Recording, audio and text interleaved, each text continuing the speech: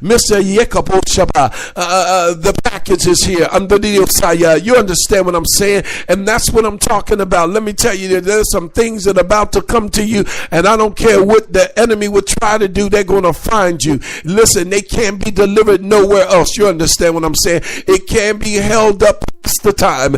God has a designated time to bless you. God has a designated time to move for you. This is the time that God is going to do it. Listen, don't you be fooled by nothing dead anymore. Oh, Shabbat. Listen, you don't be fooled by a dead relationship, a dead man, a dead woman. Listen, dead is just dead. In Deuteronomy chapter 12, starting in verse 2, you must destroy all the places where the nations you are disposing serve their gods, whether on high mountains, on hills, or under some leafy tree.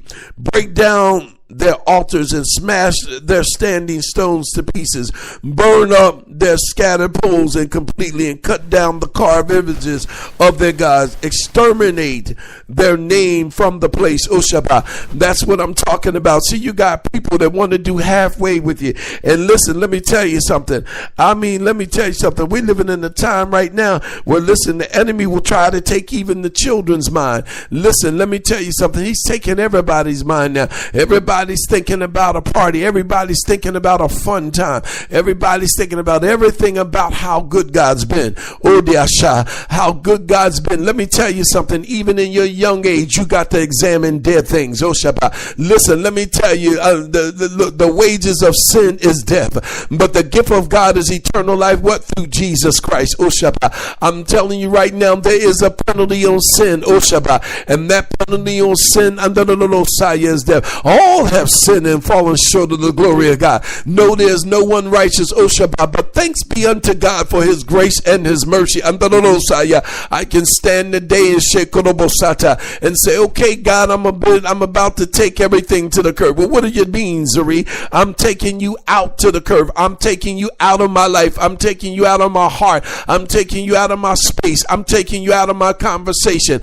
Look, my tongue no longer talks about you. Oh, Shabbat. See, I'm taking you out of my sight, out of mind. That's right. Listen, you thought it was funny. Oh, Shabbat. You thought it was temporary. Nah, but you just like that Christmas tree. You going to the curve. Oh, Shabbat. That's right. Yeah. I've known you for a while. See that tree, you get it around in a month and it starts looking. You recognize it and you can see what it looks like and this and that. And you give it all the different accolades. Oh, Shabbat. It does this, it does that for you. You understand what I'm saying? But the reality of it's just a dead symbol. Oh, Shabbat. It represents death. That's what it is, and that's what it is. Listen, and then you got the other people that got the artificial trees. Well, it's unique for them. Now, some of them say that because they don't like the pines and they just throw this and that away. You understand what I'm saying? They put it away. They either donate it or put it back up the next year. But I'm going to tell you something about them too. Now, I'm not talking about everybody, but the reason why you got artificial trees, because guess what? Most of the things in them people is just artificial. Oh, Shabbat. You ever had somebody that did, look, let me tell you something. They say they love you and you don't feel love. Oh, Shabbat. You got people that want you to be one thing in their life and listen, and they're doing another thing. Oh, Shabbat. And none of the things work and come together. Why? Because it's just an artificial relationship. It's an artificial thing. It doesn't represent life. Oh, Shabbat. Listen, it never lived nor died. It's just artificial. It's make pretend. Oh, Shabbat. So you may pretend you had a friend. Oh, Shabbat. You may pretend you were in a relationship. Oh, Shabbat. You were making pretend you were doing good business. Under the Messiah, you were talking about this, that, and the other, and the blessings, and this and that, and so on. And guess what? It was just all artificial. Nothing that you said meant anything. It was just a put on. You understand what I'm saying? God is moving by his spirit. I'm almost done. In the book of Judges, chapter 9, chapter 9. But listen, let me tell you something. It's important that you understand today that you begin to examine and move some things out of the way. You know, I was talking to a good friend of mine yesterday, and one of the things I was talking to the brother about was, I said to him, I asked him a question. So now, are we ready to put this brother away and trust God? He didn't say anything. Go Shabbat. See, we're living in a time where you're going to be challenged on who you trust. If you put your confidence in man, you're going to get men's results. Oh Shabbat. And let me tell you something, men are going to be just like that tree. Listen, it is once given unto a man to live, then to die. Just like that tree, you better believe me, it's not a lie. You're going to end up on a curve. Oh Shabbat. That's right, you're going to end up on that tree. Everybody's not a George Washington. That's right, everybody's not a Moses or Elijah.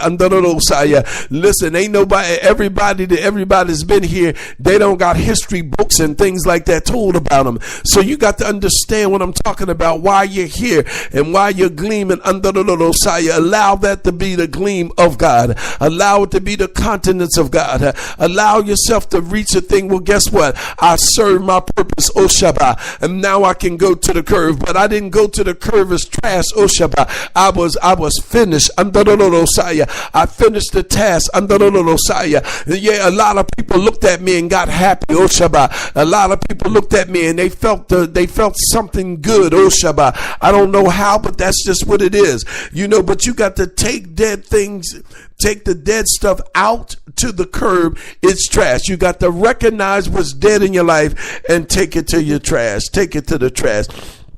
In Judges 9 verse 8, once the trees went out to choose a king to rule them, they said to the olive tree, rule over us. But the olive tree replied, am I supposed to leave my oil, which is used to honor both God and humanity, just to go and hold sway over the trees? So the trees said to the fig tree, you come and rule over us. But the fig tree replied, am I supposed to leave my sweetness and my good fruit just to go and hold sway over the trees? So the tree said to the grapevine, you come and rule over us. But the grapevine replied, am I supposed to leave my wine, which gives cheer to God and humanity, just to go and hold sway over the trees? Finally, all the trees said to the thorn bush, you come and rule over us. The thorn bush replied, if you really make me king over you, then come and take shelter in my shade. But if not, let fire come out of the thorn bush and burn down the cedar of Lebanon. Here's the point. Have you been honest and straightforward in making Amalek king? Have you been fair with Yacob-El and the household treated him with as he deserved?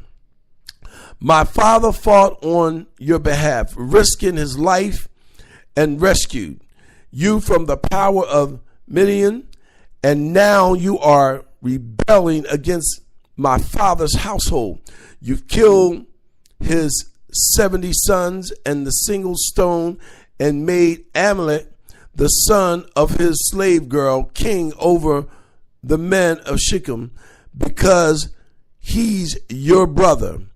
I say this, if you are dealing honestly and righteously with Yacob-El as his household today, then may you enjoy Amalek and may he enjoy you, O Shabbat. How are you being treated? Are you looking to see what God is saying in this time? Are you looking and are you trying to understand how God is moving in you and your time here? Are you allowing dead things to rule over you? Are you allowing dead things to control your space? Are you allowing dead things to, somebody told you had cancer? Are you allowing what you heard to bring death upon you and to control you? Is it taking up your mind, your emotions? Has it become a distraction? You know, last night we talked about how it's important to stay on guard. Now, this, to some people, you just overlooked it. But I'm telling you, the greatest creation that God made was man. God made man. And you know, he gave man the power and authority to what? To have dominion over the land and the sea, the fowl and the air. God gave us dominion, right? And listen, now the only persons that don't focus and function in their power and their ability is man. I was telling somebody today, I said, listen, if you're in a room with a dog and you got an off spirit, the dog's ears go up, their senses right there, because they sense that there's something different in the room. You know, it's just like, so you got some dead things in your room. You got some dead things. You got some heavy things in there, and you need to take that stuff and put it to the curb. Who cares if they don't talk to you no more? Who cares? You didn't have anything anyway. It was dead anyway. It was dead anyway. Yeah, they give you accolades and try to dress you up. Hey, apostle. Hey, this. I'm just calling to check on you. I'm this. I'm that. I'm doing this and I'm doing that. Oh, okay. But the reality of it is, it's just a dead situation. The motives are dead. The feelings are dead. Everything about it is just dead. It's just dead. The relationship is dead. It means nothing. It's dead. Now, that doesn't mean that you don't pray for people and this and that. But I'm telling you right now, you got to get some things out of your space. In order for you to be effective, in order for you to position yourself for purpose, you got to remove all dead things out of your life. Knowing this, that one day you will be dead. That's right. One day you're going to sleep. I done seen some anointed people. I done seen the anointed people that I've seen and have been close to me. I've seen them in boxes.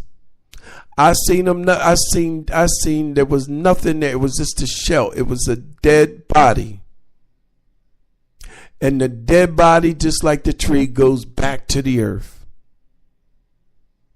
And just like that tree, they dress them up in their clothes. They put them in the coffins. They do all those things, the flowers and everything. But at the end of the day, it's dead. What are you examining tonight? What is it? What is it that you have that you need to give up? What is it that you need to put to your curb? Examine yourself in 2016. Know what God is saying to you. Now, I love all of you, and I pray that you would just get this little thing that God is saying tonight. It's not a little thing, it's a big thing, but just a short message for all of us. Throw all the dead stuff out and take it to the curb. And when you come back to that curb, that thing is gone. And that thing will never be seen again. You know that they're going to take that trash man's going to put that tree and he's going to put it in the trash, and you'll never see that thing again. And that's what you need to do to a lot of the things that are in your space. You need to know what time it is. Many of us, or some of us, are going to be like that tree. Some of us, we've been dressed up, we've served our purpose, and we're about to be put to the curb. Some of us are going to be replaced. It's just that time. What's going to happen if it's your time to die? What's going to happen? And I mean, I've seen people that I grew up with, young people that I work with in ministry, they're gone in the early 50s, early 40s. What's your time like? What's your timetable like? Are you going to continue to keep playing?